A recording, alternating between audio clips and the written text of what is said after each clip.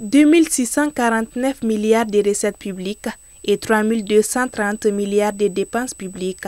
Ce sont les chiffres auxquels l'État aura besoin pour satisfaire ses besoins en 2025. Autrement dit, la loi des finances 2025.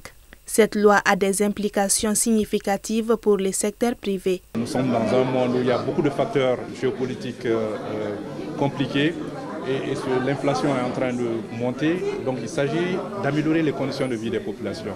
Et donc l'idée c'était de suggérer le renforcement du dialogue entre le secteur public et le secteur privé, et cela pour améliorer les conditions de vie des populations.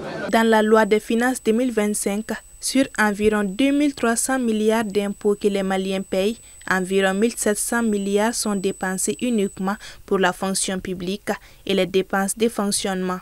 Le budget qu'on a vu ce matin, c'est un budget d'un pays qui ne fera que s'appauvrir d'année en année tant qu'on ne va pas inverser pour mettre beaucoup plus d'argent dans ce qui est important. Ce qui est important, c'est quoi? C'est le capital humain, l'école, la santé, c'est l'investissement.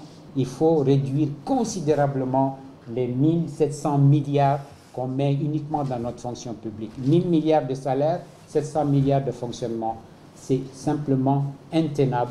Si on lutte farouchement contre la corruption, les 2300 milliards d'impôts que nous, les Maliens, nous payons, nous espérons que ça va aller vraiment vers la satisfaction de nos besoins.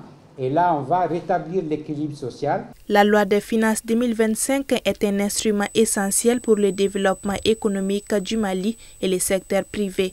Des initiatives d'échange et de partage des connaissances, comme celles organisées par les patronats, sont donc très utiles pour comprendre les implications de cette loi et assurer une meilleure adaptation des entreprises au contexte économique.